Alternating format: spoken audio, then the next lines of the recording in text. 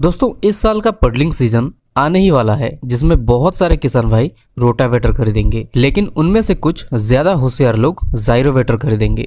अब आप सोच रहे होंगे रोटावेटर और जायरोवेटर में आखिर फर्क क्या होता है, पडलिंग करने के लिए कौन सबसे बेहतर है, या फिर आपके एरिया की मिट्टी के हिसाब से कौन सा ज्यादा बेहतरीन तरीके से काम कर सकता है। इसीलिए आज हम इस वीडियो में डिटेल में बात करने वाले हैं रोटावेटर और जायरोवेटर के बारे में। बात करेंगे दोनों में क्या फर्क होता है, कौन ट्रैक्टर पर ज्यादा लोड डालता है और ज्यादा डीजल बर्बाद करता है, सख्त मिट्टी में कौन अच्छे से काम करता है और मिट्टी को कौन ज्यादा भुरभुरा बनाता है। ऐसे बहुत सारे सवालों का जवाब इस वीडियो में मिलने वाला है। तो नमस्कार दोस्तों, मशीनरी ज्ञान यूट्यूब चैनल की एक और फ्रेश वीडियो में मैं ओम प्रकाश आप सभी का स्वागत करता हूँ।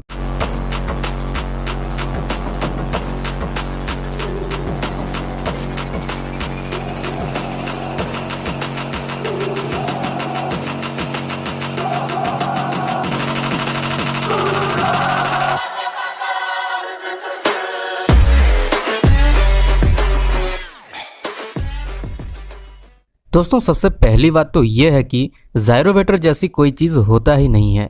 एक्चुअली में जायरोवेटर एक सीरीज़ का नाम है महिंद्रा कंपनी के रोटावेटर की।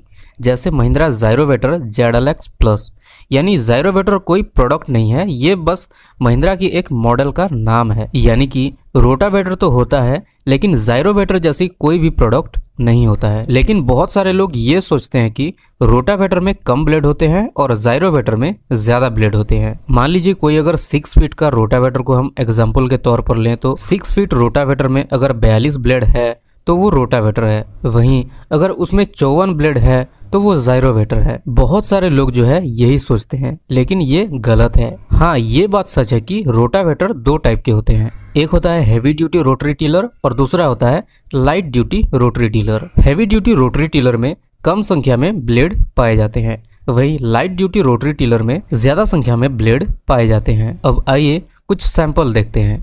एक 6 फीट रोटावेटर में 42 ब्लेड आता है, वहीं दूसरा 6 फीट रोटावेटर में 54 ब्लेड आते हैं। जैसे महिंद्रा जायरोवेटर ZLX में 6 फीट में 54 ब्लेड आते हैं।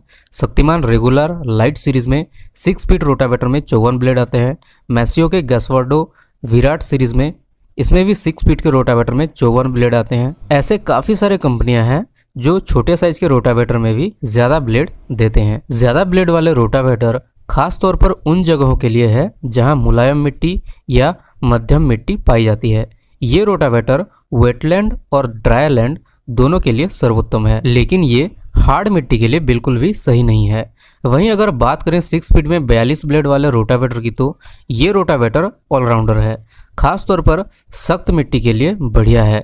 इसे कोई भी किसान किसी भी प्रकार के मिट्टी में इसके गियरबॉक्स के गरारे को सेटिंग करके आराम से चला सकता है। खास तौर पर यह रोटावेटर यूज किया जाता है शुगर केन और कॉटन के खेत में। जब हार्वेस्टिंग खत्म हो जाता है तो बचे हुए पौधे के जड़ को उखाड़कर मिक्स करने के लिए इस्तेमाल किया जाता है। वहीं अगर बात करें पडलिंग की तो पडलिंग में आप दोनों में से किसी भी रोटावेटर को चूज कर सकते हैं। अब दोनों रोटावेटर को कंपेयर करके देखते हैं इसका स्ट्रक्चर कैसा है और किसे किस काम के लिए इस्तेमाल करना चाहिए। एक तरफ 6 फीट 42 ब्लेड वाला रोटावेटर और दूसरी तरफ 6 फीट का 54 ब्लेड वाला रोटावेटर। स्ट्रक्चर के हिसाब से 42 ब्लेड रोटावेटर की ब्लेड L शेप का होता है और 54 ब्लेड वाला रोटावेटर की ब्लेड L और C शेप दोनों टाइप का होता है। 42 ब्लेड रोटावेटर की मैन शाफ्ट 3 इंच मोटाई का होता है और 54 ब्लेड रोटावेटर की मैन शाफ्ट 2.5 इंच का होता है। 42 ब्लेड रोटावेटर की टोटल वेट ज्यादा होता है, जबकि 54 ब्लेड रोटावेटर की टोटल वेट आधा क्विंटल से 80 kg तक कम होता है। 54 ब्लेड रोटावेटर की वेट कम होता है, इसीलिए ये रोटावेटर हार्ड मिट्टी में चलते वक्त वाइब्रेट होता है। इसीलिए हार्ड मिट्टी वाले इलाके के लिए ज्यादा ब्लेड वाला रोटावेटर नहीं खरीदना चाहिए। दोनों के साइड गियर ड्राइव की गियर टीथ में भी फर्क होता है।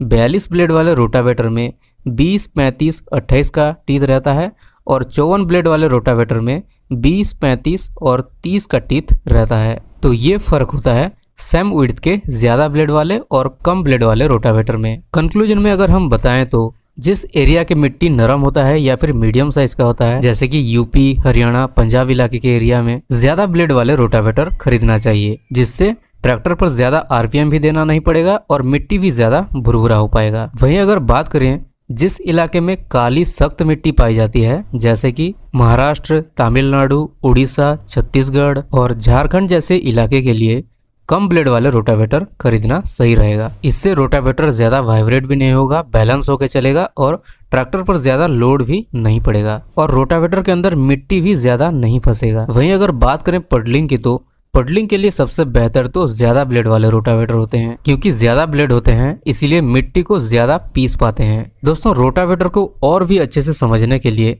और भी बहुत सारे बातें हैं, जैसे रोटावेटर में किस टाइप का ब्लेड ज्यादा बेहतर है, एल शेप के, सी शेप या फिर जे शेप के। रोटावेटर की आरपीएम ट्रैक्टर से कैसे मैच करें, सिंगल स्पीड गियर बॉक्स और मल्टी स्पीड गियर बॉक्स, इन दोनों में से कौन सा ज्यादा बेहतर होता है, ये सारी बातें भी समझना बहुत जरूरी है। अगर आप इनके बारे में भी एक वीडियोस देखना चाहते हैं तो कमेंट करके हमें जरूर बताएं। अगर ये वीडियो अच्छी लगी हो तो इस वीडियो को लाइक, शेयर और हमारे चैनल को सब्सक्राइब भी जरूर करें। तो इस वीडियो में तो बस इतना ही दोस्तों। वीडियो को पूरा देखने के लिए धन्यवाद। जय जवान, जय किसान।